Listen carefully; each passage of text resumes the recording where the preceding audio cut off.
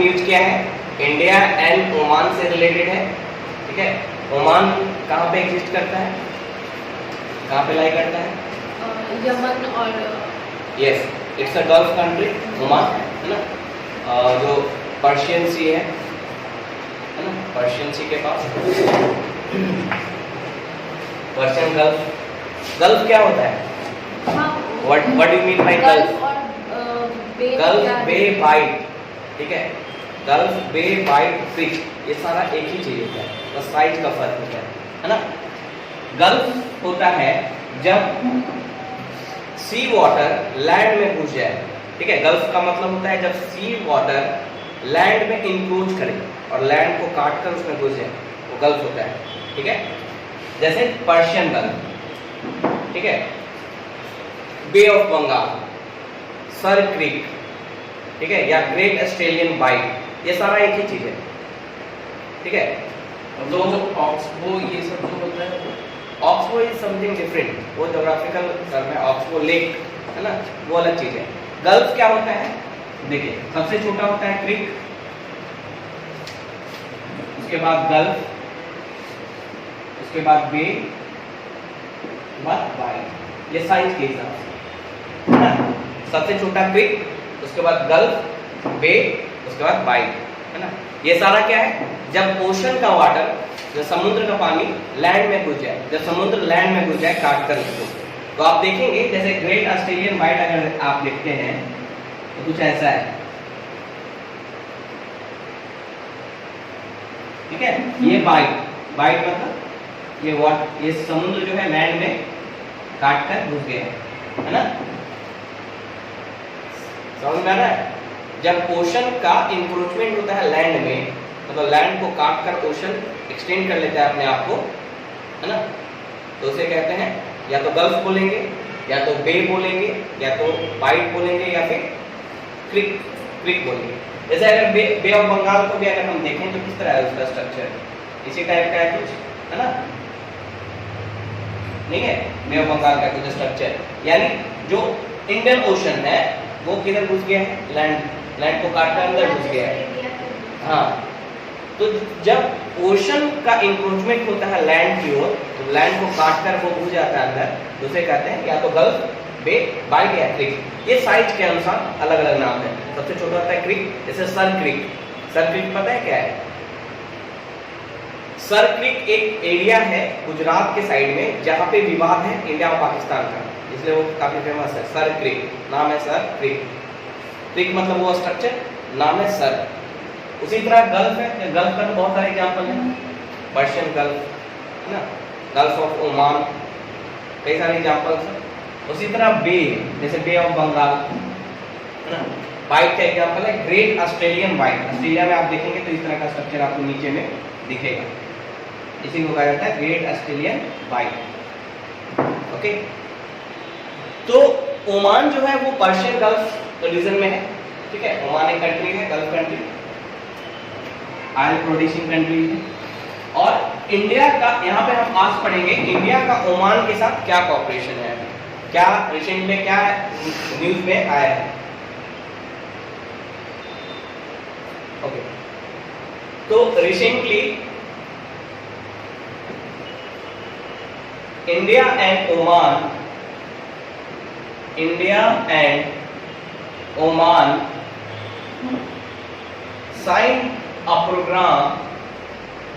signed a program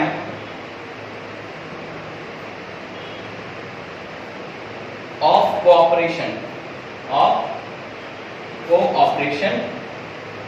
in the field of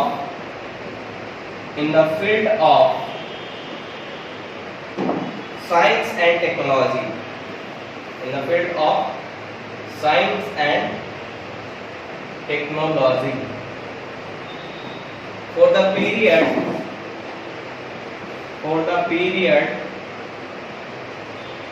2022 to 2025, है ना। तो हाल ही में इंडिया और ओमान ने एक पैक्ट साइन किया है, एक कोऑपरेशन प्रोग्राम साइन किया है, जिसके अंतर्गत इंडिया और ओमान एक दूसरे को कोऑपरेट करेंगे साइंस एंड टेक्नोलॉजी के फील्ड में। 2022 से 2025 के बीच में, है ना। ये तो कॉपरेशन एक पैक्ट साइन हुआ है in the field of science and technology, ठीक है। तो ये काफी इंपॉर्टेंट है हमारे लिए, क्योंकि ऐसा माना जाता है कि कुछ टेक्नोलॉजी में ओमान हमसे आगे, तो टेक्नोलॉजी ट्रांसफर हो सकता है इंडिया को, कुछ इंडिया ट्रांसफर कर सकता है ओमान को, है ना। और एक हमारी एक पॉलिसी है लुक वेस्ट, है ना। जैसे हमारा पॉलिसी है look east, look east policy किधर की है, या एक्ट ईस्ट पॉलिसी किधर की ओर है, साउथ ईस्ट एशियन जो कंट्री है उसकी तरफ जो हमारा पॉलिसी है। उसी तरह हमारी एक पॉलिसी है लुक वेस्ट। लुक वेस्ट मतलब जो सेंट्रल एशियन कंट्री है या गल्फ कंट्रीज हैं या मिडिल ईस्ट की जो कंट्री है उनके साथ हमारा फ्रेंडली रिलेशन बनाना, बढ़ावा देना, है ना। तो और हमारे जो इंपोर्ट्स है उसका 70% इंपोर्ट ऑयल के क्षेत्र में होता है, इसलिए जरूरी है कि हम जो ऑयल प्रोड्यूसिंग कंट्रीज हैं उनके साथ हमारा रिलेशन अच्छा हो। तो उस दृष्टिकोण से भी ये इंडिया ओमान का रिलेशन काफी इंपॉर्टेंट है, ये सब हम देखेंगे अभी।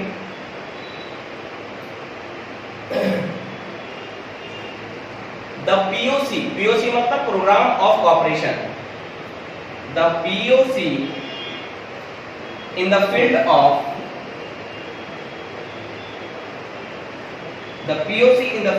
science and technology,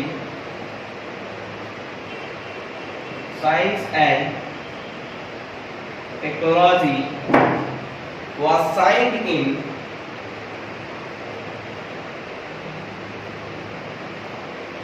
pursuance of the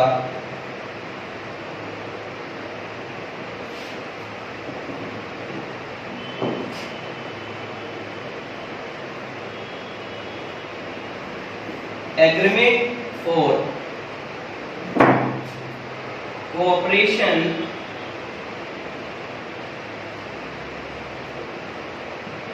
in science and technology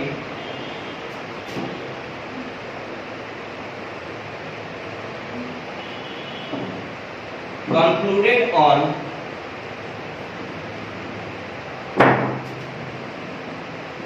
5th October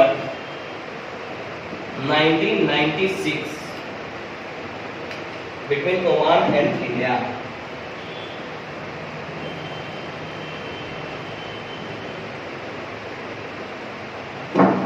ठीक है, यानी जो ये अभी हाल ही में जो प्रोग्राम ऑफ कोऑपरेशन साइन हुआ है इंडिया ओमान के बीच में साइंस एंड टेक्नोलॉजी के फील्ड में, वो एक एग्रीमेंट का पार्ट है। परसुएंस मतलब उसको फॉलो करना, उसको परस्यू करना। जो एग्रीमेंट हुआ था 1996 में इंडिया और ओमान के बीच में, उस एग्रीमेंट का नाम क्या था, agreement for cooperation in science and technology, जो कि 1996 में कंक्लूड किया गया था। उसी को परसुएंस, उसी को फॉलो करने के लिए, उसको इंप्लीमेंट करने के लिए ये प्रोग्राम ऑफ कोऑपरेशन साइन किया गया है। तो ये प्रोग्राम ऑफ कोऑपरेशन पार्ट है उसी एग्रीमेंट का। उसी एग्रीमेंट को फुलफिल करने के लिए जो एग्रीमेंट 1996 में हुआ था, यानी इंपॉर्टेंट हमारे लिए क्या है, ये agreement for cooperation in science and technology, जो कि 1996 में कंक्लूड किया गया था।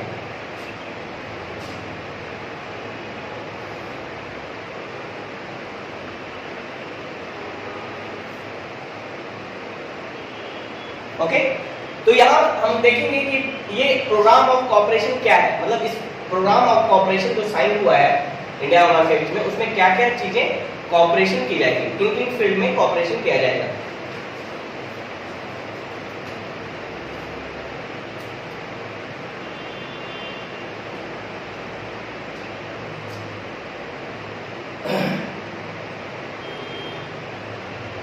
तो व्हाट आर द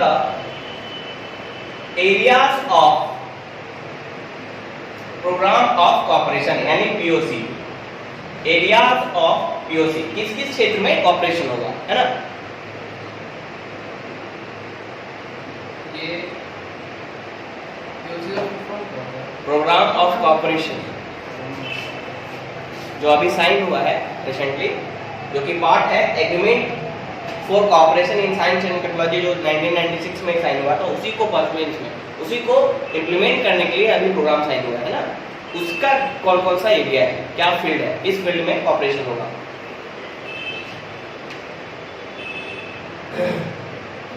तो पहला है मेडिसिनल प्लांट्स एंड प्रोसेसिंग, ये इंपॉर्टेंट है, आपको ये ध्यान रखना है, एग्जामिनेशन में आएगा तो ये सारी चीजें लिखनी है। किस क्षेत्र में कॉपरेशन है? तो मेडिसिनल प्लांट्स एंड प्रोसेसिंग।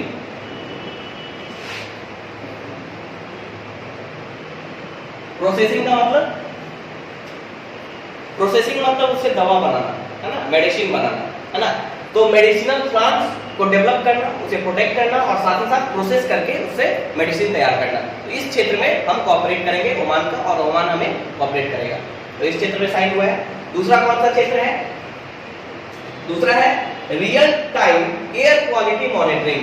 ये बहुत इंपॉर्टेंट है, real time air quality monitoring.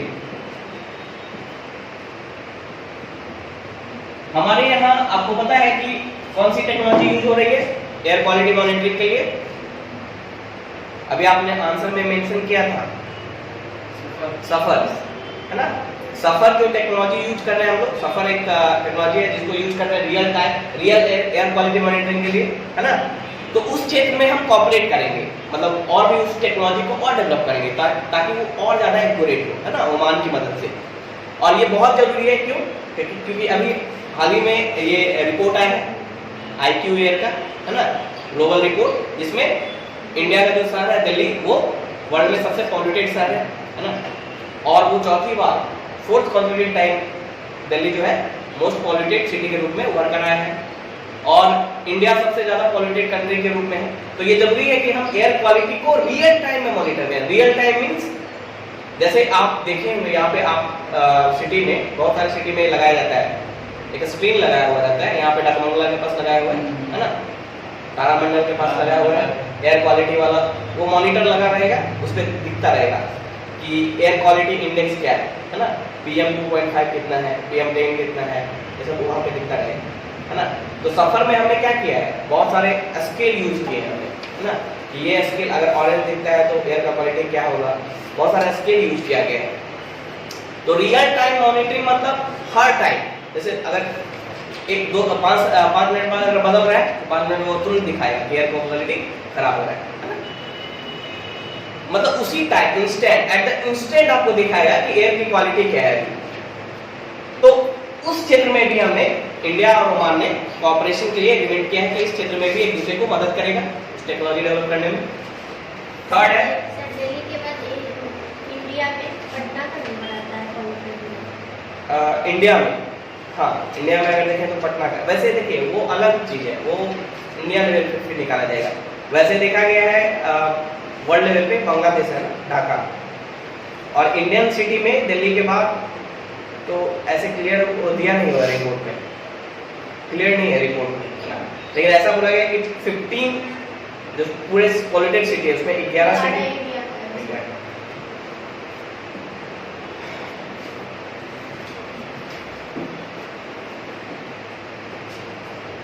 ठीक है। और तीसरा फील्ड क्या है, development of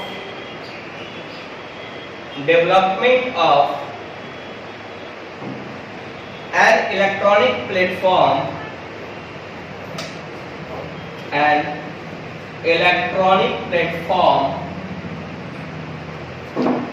for knowledge sharing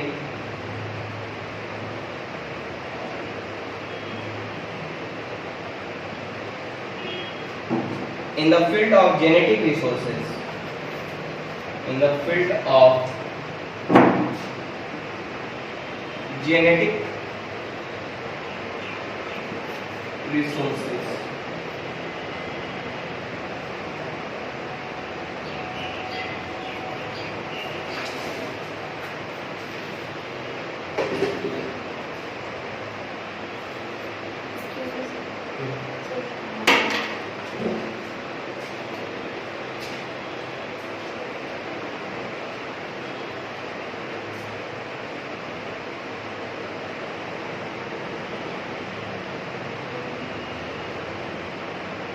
genetic resources क्या होता है?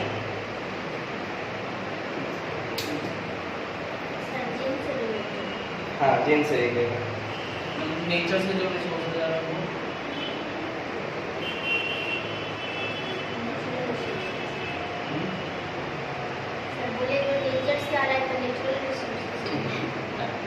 जो नेचर से और नेचुरल रिसोर्स। जेनेटिक रिसोर्सेज मतलब वैसे कोई भी प्लांट, एनिमल या कोई भी चीज़ है जिसमें जेनेटिक इंफॉर्मेशन, उसके जीन के बारे में उसका इंफॉर्मेशन है, वो हमारा है जेनेटिक रिसोर्स, है ना। उसका यूज करके हम उस जीन को बेहतर बनाते हैं या जीन सीक्वेंसिंग करते हैं, है ना। तो सारे मटेरियल जिसमें जीन से रिलेटेड इंफॉर्मेशन हो, जो हमें जीन के बारे में जानकारी दे, वो सारा होता है जेनेटिक रिसोर्स। ठीक है।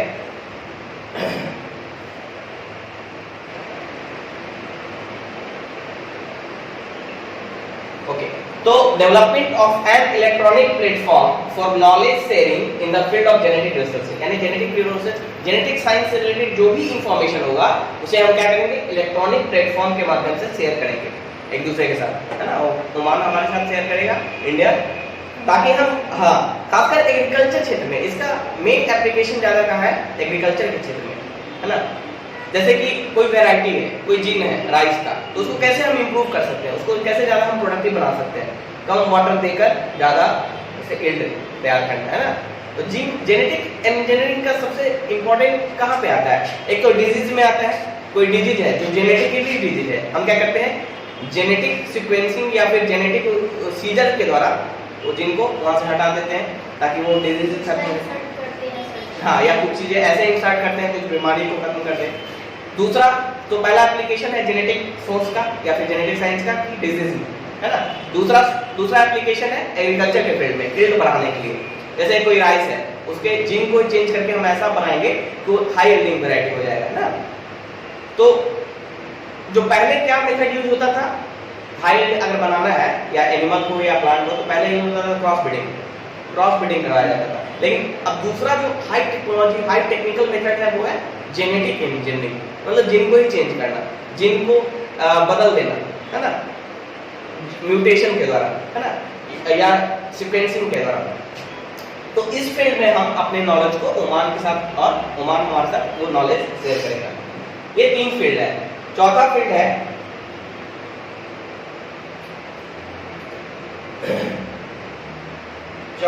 है टेक्निकल, हाँ, technical expertise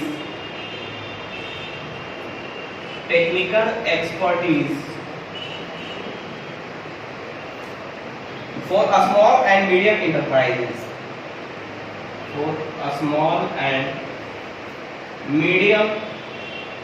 enterprises,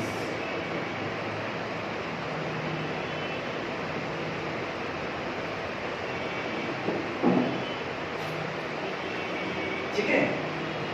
technical expertise for small and medium enterprise क्या होता है, जैसे एमएसएमई सेक्टर है ना, micro small and medium enterprises हमारे यहाँ जो छोटे छोटे उद्योग होते हैं, लघु, सूक्ष्म, लघु और जो मीडियम उद्योग होते हैं, उनमें टेक्निकल एक्सपर्टीज बताएगा, शेयर करेगा हमारे साथ। नेक्स्ट है, हाँ, ये इंपॉर्टेंट है हमारे लिए, प्लास्टिक बायोफ्यूल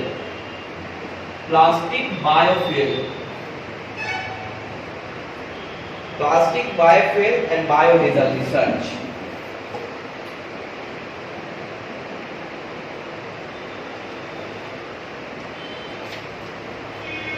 क्या है ये, देखिए, बायोफ्यूल का मतलब होता है बायोलॉजिकल फ्यूल। आपने पढ़ा होगा कि बायोलॉजिकल फ्यूल कई सारे प्लांट्स के द्वारा हम उसे प्राप्त कर सकते हैं, है ना। जैसे इथेनॉल है, तो इथेनॉल को हम कई सारे प्लांट्स के द्वारा, जैसे कि मोलासिस के द्वारा, शुगरकेन के द्वारा, है ना, शुगरकेन का जो होता है मोलासिस, उसके द्वारा इथेनॉल प्रोड्यूस कर सकते हैं, या फिर अभी तो राइस के द्वारा भी कर सकते हैं, मक्का के द्वारा भी कर सकते हैं इथेनॉल को। तो इथेनॉल हुआ या बायोडीजल, ये बायोफ्यूल्स कहलाता है। लेकिन प्लास्टिक से बायोफ्यूल, प्लास्टिक जो वेस्ट है हमारा, सोचिए कितना इंपॉर्टेंट टेक्नोलॉजी होगा कि एक तो प्लास्टिक पॉल्यूशन कम होगा, क्योंकि प्लास्टिक का माना जाता है उसको डंप करना, मतलब वो कभी खत्म नहीं होता है। एक बार अगर प्लास्टिक चला गया सिस्टम में तो वो कभी खत्म नहीं होता है, प्लास्टिक, उसे नष्ट नहीं किया जा सकता। अगर आप डंप करेंगे तो सॉइल को इनफर्टाइल कर देगा और सॉइल में हमेशा रहेगा। अगर उसे जलाएंगे तो एयर पॉल्यूट होगा और एयर में हमेशा रहेगा, है ना।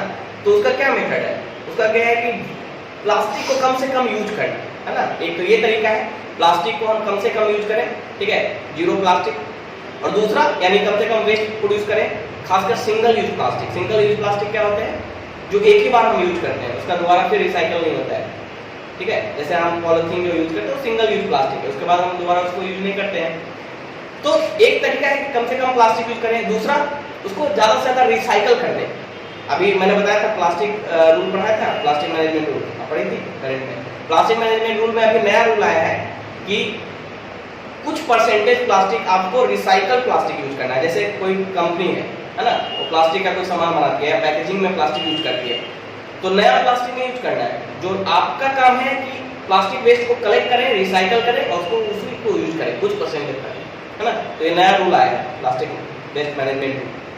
तो एक तरीका है प्लास्टिक का कम यूज करें, दूसरा है उसको रिसाइकिल करें जितना से ज्यादा कर सकते हैं, और तीसरा तरीका है प्लास्टिक को कुछ यूजफुल चीजों में कन्वर्ट कर लें। जैसे प्लास्टिक बायोफ्यूल, प्लास्टिक से हम बायोफ्यूल बनाएंगे, है ना। तो प्लास्टिक पॉल्यूशन भी कम होगा, साथ ही साथ हमारा जो एनर्जी का रिक्वायरमेंट है वो भी हमें पूरा होगा, और उसके लिए हम टेक्नोलॉजी का मदद लेंगे ओमान से, है ना। ये टेक्नोलॉजी है। बायोफ्यूल्स क्या है? हाइड्रोकार्बन्स है। प्लास्टिक है पॉलीमर्स है ना, चेन है पॉलीमर। अब पॉलीमर के चेन को खत्म करना, केमिस्ट्री आपने पढ़ा होगा तो आपको पता होगा कि पॉलीमर है, चेन ऑफ पॉलीमर्स है प्लास्टिक। और बायोफ्यूल क्या है? हाइड्रोकार्बन्स है। उसी पॉलीमर को कन्वर्ट करेगा वो टेक्नोलॉजी, है ना। तो उसी टेक्नोलॉजी का एक दूसरे को हेल्प करेगा हमारा इंडिया, ताकि हम प्लास्टिक से बायोफ्यूल कन्वर्ट कर पाए या बायोडीजल कन्वर्ट कर पाए। और इससे वेस्ट क्या हो सकता है कि प्लास्टिक जो वेस्ट है वो फ्यूल के रूप में यूज होगा, है ना। तो इस टेक्नोलॉजी के क्षेत्र में भी हमने प्रोग्राम ऑफ कॉपरेशन साइन किया है। और क्या है, एक इंपॉर्टेंट और है यहाँ पे blockchain, blockchain and fintech, blockchain and fintech.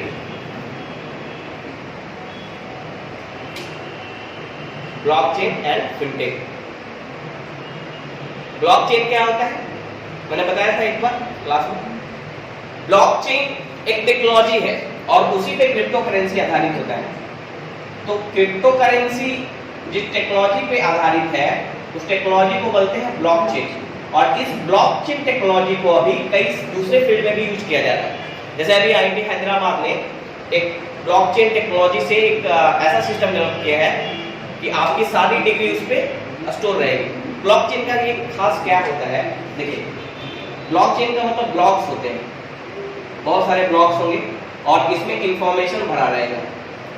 जैसे आपकी डिग्री है, आपने जो भी डिग्री हासिल किया है वो इसमें स्टोर होता जाएगा सारी चीजें। और ये टेक्नोलॉजी है, इस बहुत ज्यादा प्रोटेक्टिव है, इसको कोई ब्रीच नहीं कर सकता है ना। कैसे? ये जो ब्लॉकचेन्स होते हैं ये ब्लॉक्स होते हैं, ब्लॉक्स में सारा इंफॉर्मेशन डेटा के रूप में भरा रहता है ना। अब जैसे क्रिप्टो करेंसी है, तो क्रिप्टो करेंसी कोई रियल करेंसी नहीं है, ये वर्चुअल करेंसी है ना। वर्चुअल करेंसी यानी उसके अबाउट इंफॉर्मेशन है सिर्फ आपको भरा हुआ। ब्लॉकचेन वाले में, ब्लॉक्स में उसके अबाउट इंफॉर्मेशन कि आपके पास इतना बिटकॉइंस है ना, वो इंफॉर्मेशन है, वो कोई रियल करेंसी है नहीं, उससे रिलेटेड इंफॉर्मेशन है। एक कोड डेवलप होता है, वो कोड इसमें भरा रहेगा। और जब भी कोई नया एडिशन होगा नए ब्लॉक में, जैसे ये ब्लॉक भर गया तो अगले ब्लॉक में जाएगा, ब्लॉक भर गया तो नया कोई ब्लॉक में कोई डेटा अगर जाएगा तो सारा जितना इसका कोड है वो पूरा कोड ही चेंज हो जाता है। जैसे मान लीजिए आपको कोड पता चल गया, ठीक है, आपने क्या किया, ट्रांजैक्शन करना का सोचा कि उससे निकाल लेते हैं, तो जैसे ही कुछ भी छेड़छाड़ होगा, जैसे ही या तो एडिशन होगा या निकलेगा, वैसे ही पूरा कोड ही बदल जाएगा, ठीक है। और इसी को कहा जाता है क्रिप्टो कोड। ये जो कोड जितने ब्लॉक्स हैं उसमें जो इंफॉर्मेशन के आधार पर कोड डेवलप होता है, ठीक है, उसी को क्रिप्टो कोड बोला जाता है, क्रिप्टो, है ना। और जैसे ही कुछ नया चीज ऐड होता है वो कोड ही बदल जाता है, और वो सिर्फ उसी को पता होगा जो उसका जो ऑथराइज्ड जिसके पास है ना, ऑथोरिटी है, बाकी किसी के पास वो पता नहीं चलेगा। तो जैसे ही कोई छेड़छाड़ करेगा वो कोड ही बदल जाएगा, फिर वो एक्सेस नहीं कर पाएगा। इसलिए सबसे ज्यादा ये प्रोटेक्टिव माना जाता है ब्लॉकचेन टेक्नोलॉजी। और ब्लॉकचेन जनरली ब्लॉकचेन सुन के हमको यही याद आता है ना क्रिप्टो करेंसी, लेकिन ब्लॉकचेन का इस्तेमाल और भी जगहों पे किया जा रहा है।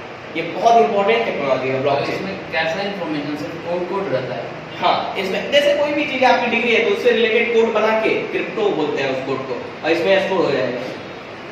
तो अभी जैसे क्रिप्टो करेंसी जो चल रहा है, हाँ, वो भी कोड ही है, वो भी इंफॉर्मेशन है सिर्फ, वो है तो नहीं। जैसे आपके पास 5 बिटकॉइंस है तो 5 बिटकॉइन में रिलेटेड कोड जनरेट होगा और उसमें स्टोर हो जाएगा, फिर छठा बिटकॉइन आप खरीदेंगे तो फिर उससे रिलेटेड नेक्स्ट ब्लॉक में जाएगा इन्फॉर्मेशन और फिर एक नया कोड डेवलप होगा।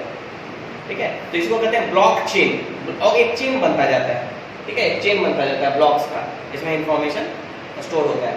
तो ये टेक्नोलॉजी है, इसका इस्तेमाल वर्चुअल करेंसी में तो कहीं हो ही रहा है, दूसरे जगह भी इसका इस्तेमाल किया जा रहा है। जैसे इंफॉर्मेशन स्टोर, जैसे आपका बहुत इंपॉर्टेंट कोई इंफॉर्मेशन है डिग्री से रिलेटेड, वो कभी कोई चुरा ना पाए, है ना, तो उसको ब्लॉक चेन टेक्नोलॉजी के रूप में हो जाए, है ना।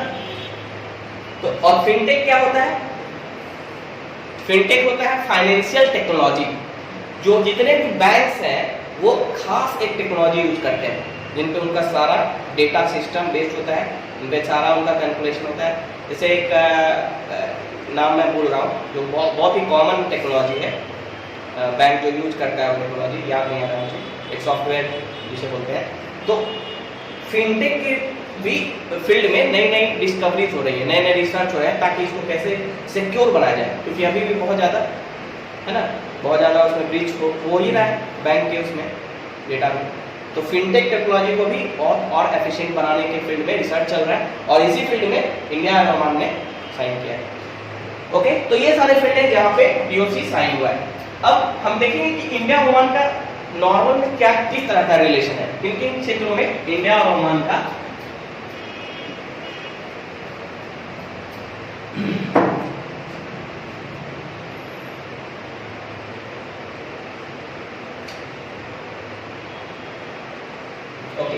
India Oman bilateral relation.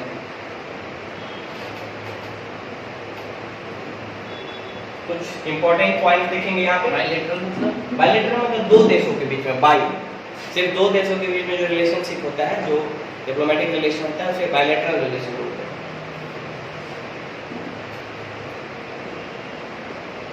तीन देशों के बीच होगा ट्राइलैटरल हो जाएगा।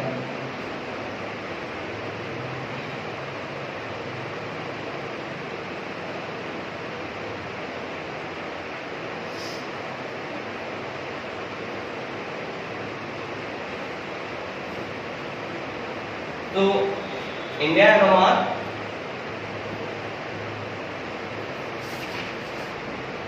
Are linked by geography. Geography कैसे? History,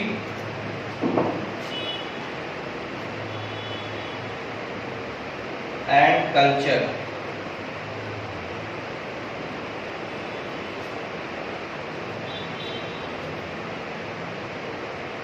The Sultanate of Oman is a strategic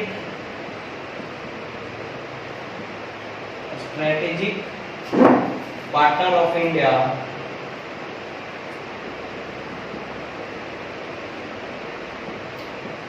in the Gulf.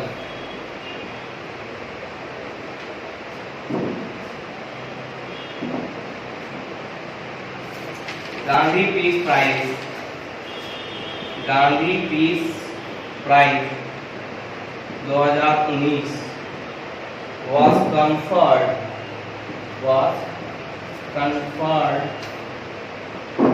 on late H.M. Sultan Qaboos।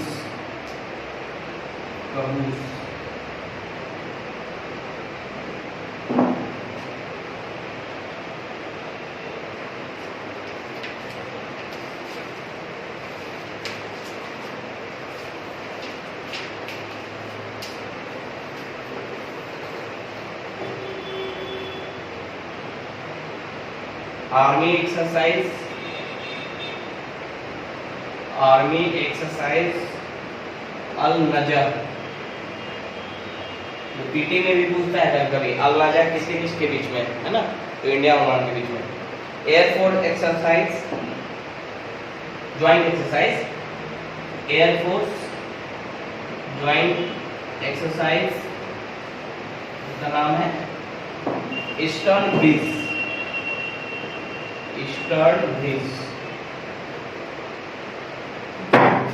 और नेवल एक्सरसाइज है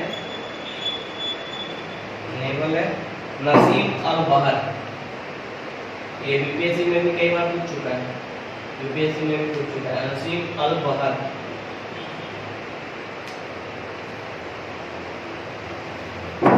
ठीक है, तो तीनों ज्वाइंट एक्सरसाइज होता है, आर्मी का अल नजर, एयरफोर्स का ईस्टर्न ब्रिज और नेवल का नसीम अल बहर।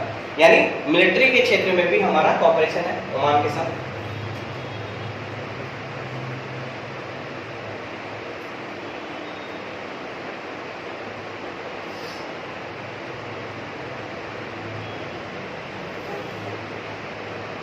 नेक्स्ट, इकोनॉमिक कैसा है हमारा रिलेशन।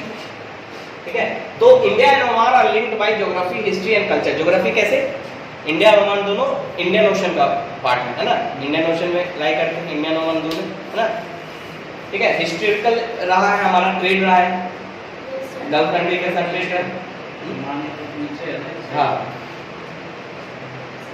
एंशिएंट इंडिया में भी ओमान से ट्रेड हुआ रहा है ना। तो कल्चरली हिस्टोरिकली लिंक है, कल्चरली लिंक है। बहुत सारे हमारे इंडियंस वहाँ ओमान में रहते हैं, है ना, डायस्पोरा है इंडिया में, है ना, ओमान में। सर एचएम सुल्तान क्या? एचएम नाम, लेट मतलब मर गए थे, एचएम सुल्तान काबूस नाम है उनका। उन्हें गांधी पीस प्राइज दिया गया था। गांधी पीस प्राइज क्या है, इंडिया के द्वारा हाईएस्ट पीस प्राइज दिया जाता है, मतलब कोई भी इंटरनेशनल कम्युनिटी को, है ना, पीस इस्टेब्लिश करने के लिए। तो गल्फ रीजन में ओमान के जो ये सुल्तान थे उन्होंने पीस इस्टेब्लिश किया था, उसके लिए गांधी पीस प्राइज उन्हें दिया गया था 2019 में। आपने सुना होगा कि बांग्लादेश की प्राइम मिनिस्टर, उनको भी दिया गया था गांधी पीस प्राइज एक बार, है ना, बेनजीर भुट्टो को, नहीं क्या नाम है उनका, बांग्लादेश की जो शेख हसीना, है ना, उन्हें भी गांधी पीस। तो उसके अलावा मिलिट्री रिलेशन है हमारा। इसके साथ साथ इकोनॉमिक रिलेशन क्या है कि ओमान के लिए India third largest, for Oman India was the third largest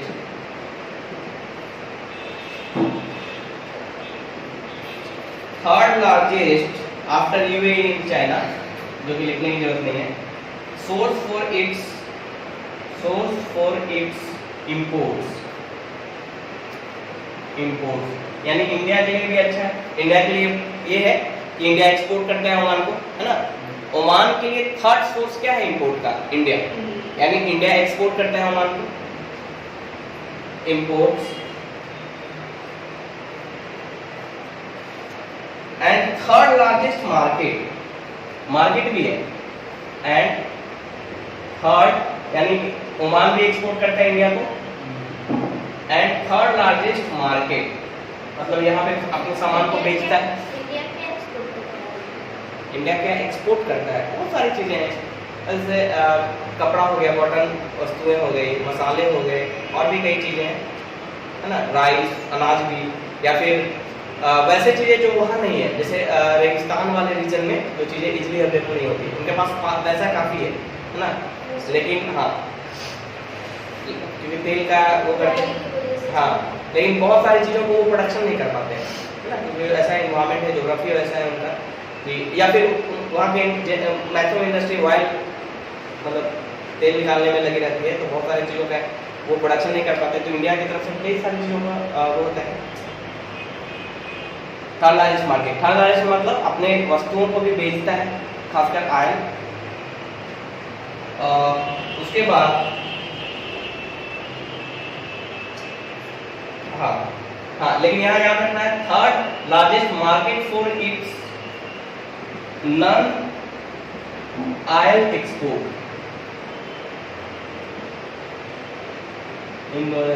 non oil मतलब आयल के अलावा, तेल के अलावा भी तीसरा सबसे बड़ा मार्केट है इंडिया ओमान के लिए, जो तेल नहीं दूसरी चीजों को इस मार्केट में बेचता है।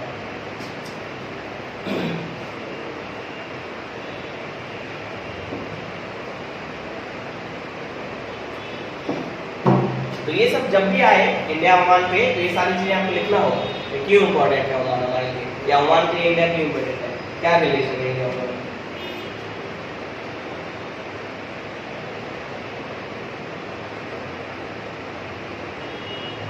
Major Indian financial institution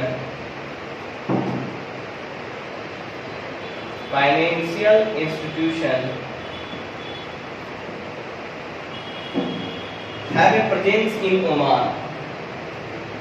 Have a presence in Oman. Financial institution क्या होता है? जैसे बैंक, ठीक है, या दूसरे तरह के म्यूचुअल फंड प्रोवाइड करने वाले, ये सारे फाइनेंशियल इंस्टीट्यूशन हैं। तो बहुत सारे इंडियन फाइनेंशियल इंस्टीट्यूशन ओमान में वर्क कर रहे हैं।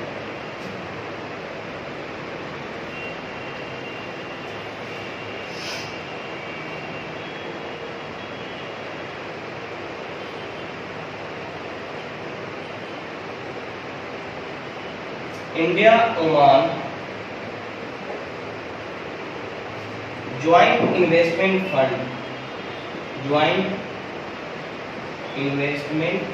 फंड है, जो कि between State Bank of India and State General Reserve Fund of Oman, between State Bank of India SBI and State General reserve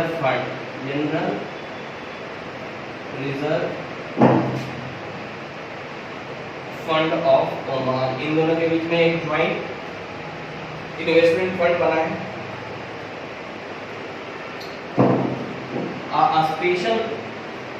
special purpose vehicle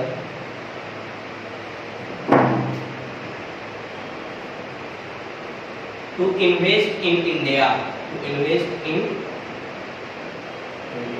India में invest करने के लिए ज्वाइंट इन्वेस्टमेंट फंड है, मतलब पैसा दोनों मिलाएंगे और इन्वेस्ट होगा इंडिया में। तो इम्पोर्टेंट है इंडिया के लिए। इससे ओमान को क्या फायदा होगा? ओमान को फायदा होता है, अब इन्वेस्टमेंट करता है तो परसेंटेज नहीं मिलता है, प्रॉफिट तो होता है ना। शेयर में मान लीजिए इन्वेस्ट कर रहे हैं तो डिविडेंड तो मिलेगा ही ना। लेकिन इंडिया को फायदा है कि इन्वेस्टमेंट आ रहा है, फॉरेन करेंसी आएगी, चाहे और भी डेवलपमेंट के लिए हुआ है। स्पेशल पर्पस व्हीकल, SPV बोलते हैं जनरल टर्म में, मतलब कुछ पर्पस के लिए कोई चीज बनाना, उसको स्पेशल पर्पस व्हीकल, किसी खास पर्पस के लिए।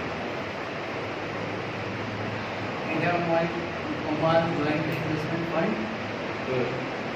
Between SBI and State General Reserve Fund of Oman. Sir अगर किसी फंड के बारे में किसी नॉर्मल आदमी को जानना है, तो जैसे बहुत सारा RTI फाइल, क्या हम लोग RTI फाइल पर पता कर सकते हैं, मतलब नेट इन्फॉर्मेशन यहाँ पर क्या जानना है? किसी भी फंड के बारे कुछ में? चीजें ना ऑफिशियल सेक्रेट एक्ट के तहत सेक्रेट है, वो उसके अलावा जो भी जानना है आप जान सकते हैं। जहाँ कुछ चीज़ों पे RTI लागू नहीं है, जैसे जुडिशरी में RTI लागू नहीं है, डिमांड कर रहा है जुडिशरी में भी RTI लागू है ना, तो वहाँ आपका RTI काम नहीं करेगा। दूसरी बात, कुछ ऑफिशियल सेक्रेट एक्ट है, उसके तहत कुछ लिस्ट है कि इस सबको नहीं बताएगा। जैसे देश का कुछ होता है ना, सिक्योरिटी को थ्रेट हो सकता है। हाँ, अभी जैसे कि वो PM फंड था, PMKL फंड, हाँ, उसमें बता सकता है कि आप कहाँ पर पैसा खर्च हुआ है या कितना वो है, तो मिलेगा राइट। तो ये सब फंड में हम लोग जान सकते हैं। जान सकते हैं, तो इसीलिए तो RTI है। बोले ना कि कुछ ऑफिशियल सेक्रेट एक्ट के अंदर कुछ चीज़ें हैं जो आपको नहीं बताई जाएगी, जो इंडिया के सिक्योरिटी पॉइंट ऑफ व्यू से इम्पोर्टेंट है।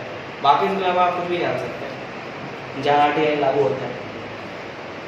सर गवर्नमेंट तो सर नहीं भी है इंडिया की सिक्योरिटी के लिए वो थ्रेट, क्योंकि गवर्नमेंट को अगर डाटा नहीं देना होगा तो बोलेगा कि इंडिया की सिक्योरिटी नहीं तो आप फिर चेक कर सकते हैं ना, जो उतना जागरूक सिटीजन है तो पीछे पड़ जाएगा, तो आप कौन पीछे पड़ता है? आपको ऑफिशियल बोल सकता है कि नहीं बताएंगे, ऐसा नहीं होता है। वो आप ही जागरूक नहीं है, आप नहीं खोज करेंगे तो फिर आप कोर्ट तक चले जाएगी, कोर्ट आपको सपोर्ट करेगा। मेन दिक्कत क्या है कि सिटीजन ही एम्पावर्ड नहीं है, वो इतना उनको इंटरेस्ट नहीं है चीज़ों, नहीं तो आप हर चीज़ जानना चाहिए। RTI करके अपना कॉपी आप मंगवा सकते हैं UPSC UPSC में देखने के लिए कहाँ पे मार्क्स मिला है। सर RTI करने से पैसा लगता होगा? नहीं ऐसा बहुत ज़्यादा फीस थोड़ी है। हाँ, लेकिन अगर गलत हुआ अगर कुछ चीज़ें जानबूझ के आप परेशान, तब उसको फाइन होता है। जानबूझ के कुछ ऐसी नहीं बदमाशी के लिए आप कर रहे हैं, इसलिए रोका गया है कि बहुत ज़्यादा फिर एक्टिव हो जाएगा ना, वो अपना काम करेगा कि इन्फॉर्मेशन देते रहेगा कोई भी डिपार्टमेंट, है ना। तो जो जरूरत की चीजें नहीं उसके लिए फाइन रखा है कि बिना मतलब का कोई करे। इसके अलावा इंडिया लास्ट है कि इंडियन कम्युनिटी है ओमान में कितना है, there are about 6.2 lakh Indians in Oman. सबसे ज्यादा कतर उसमें है, कतर में है, यूएई कतर जनरली हुई से कतर में है सबसे ज्यादा। मैं कहीं पढ़ा था, हो सकता है चेंज हुआ हो, लेकिन पढ़ा था मैंने कतर। एक और कौन है, सऊदी अरेबिया है, यूएई है, कतर है। There are about 6.2 lakh Indians in Oman. Oman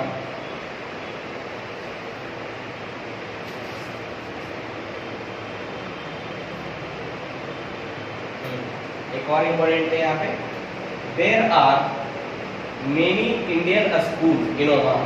there are many Indian schools offering CBSE syllabus catering to the educational needs of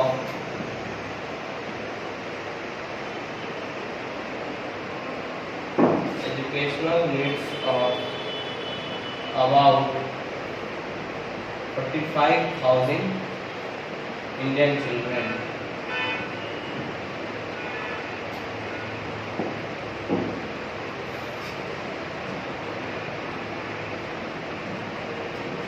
Oman is a gateway of Oman is at the gateway of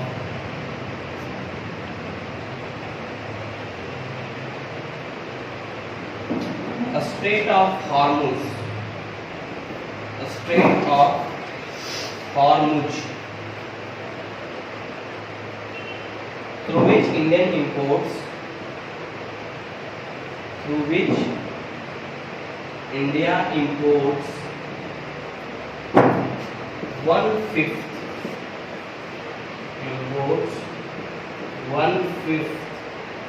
of its oil import, कहाँ है?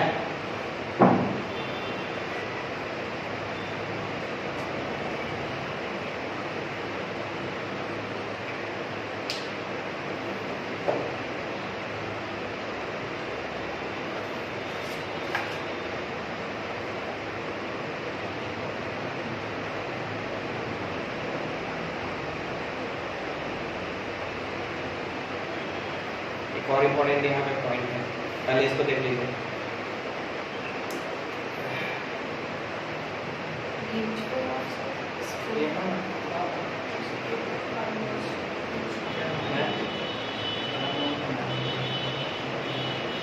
क्या है?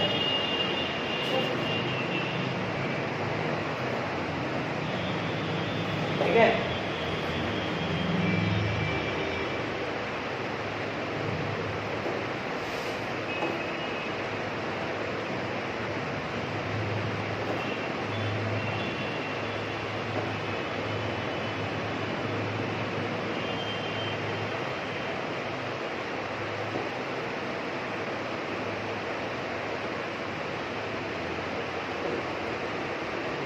State of हार्मोस कहाँ है? Persian gulf में एक बहुत ही narrow straight है। स्ट्रेट क्या होता है? वाटर बॉडी को जो कनेक्ट करते हैं, जो वाटर बॉडी दो लैंड को कनेक्ट करता है। दो लाख वाटर बॉडी को कनेक्ट करें। Yes right. Straight is the geographical feature that connect two water bodies and in the meantime separate two land masses, जैसे पाक स्ट्रेट है ना, तो वो अरबियन सी और बे ऑफ बंगाल को जोड़ता है और उसी समय इंडिया और श्रीलंका को अलग करता है। तो स्टेट मतलब दो वाटर बॉडीज को जोड़े और लैंड मासेस को सेपरेट करें ना। तो उसी तरह स्टेट ऑफ हॉर्मुज कहाँ है? बहुत इंपॉर्टेंट स्टेट है, हमेशा न्यूज में रहता है, ईरान के पास है। इस पे कंट्रोल है ईरान का, पर्शियन गल्फ में, और ईरान के जस्ट ईरान के पास है ये स्टेट ऑफ हॉर्मज। एक तरफ आपका ओमान है, एक तरफ ईरान है ना। तो स्टेट ऑफ हॉर्मज बहुत ही इंपॉर्टेंट है। अगर उसको ब्लॉक कर दिया जाए, जैसे ईरान हमेशा धमकी देता है कि स्टेट ऑफ हॉर्मज को ब्लॉक कर देंगे, है ना। अमेरिका उस पर सैंक्शन लगाया था तो बोल रहा था स्टेट ऑफ हॉर्मज को हम ब्लॉक कर देंगे। तो ब्लॉक कर देगा तो ऑयल का इंपोर्ट रुक जाएगा, क्योंकि उसी के थ्रू ऑयल आता है। जितने भी ऑयल प्रोड्यूसिंग कंट्री है उधर आप देखेंगे, सऊदी अरबिया, बहरीन, ये सब स्टेट ऑफ हॉर्मज के थ्रू ही ऑयल की सप्लाई होती है। स्टेट ऑफ हॉर्मज पे ज़्यादा इन्फ्लुएंस किसका है, कंट्रोल किसका है, ईरान का। तो स्टेट ऑफ और ओमान का भी है, इधर गेटवे है ओमान से होकर ही स्टेट ऑफ हॉर्मज में घुसता है।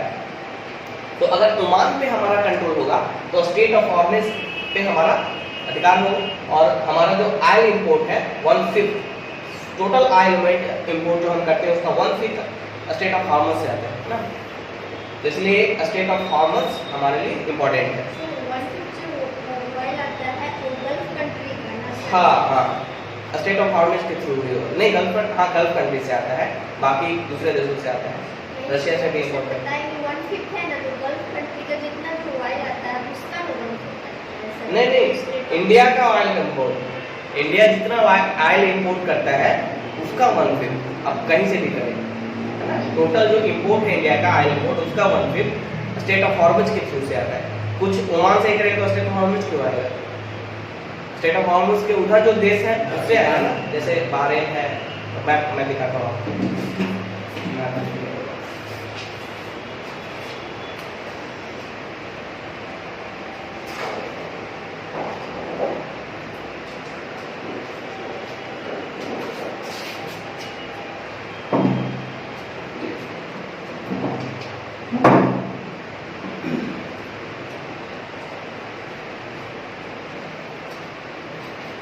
यहाँ देखिए स्टेट ऑफ हॉर्मज, ये है ना पर्शियन गल्फ, ये ओमान, ये कंट्री यहाँ पे ओमान, ये पर्शियन गल्फ है ना, अरेबियन सी से। और यहाँ ये जो आपको दिख रहा है नैरो, यहाँ पे एकदम यहाँ पे निकला हुआ दिख रहा है, यहाँ पे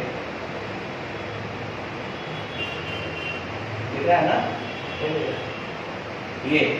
ये है स्टेट ऑफ हॉर्मज।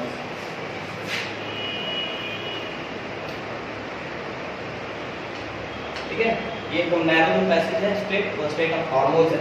इसी के द्वारा अब यहाँ पे ओमान है, ठीक है, ये ओमान है, ये सऊदी अरेबिया है, यहाँ पे बहरीन है, ये सारे कंट्री है यहाँ पे।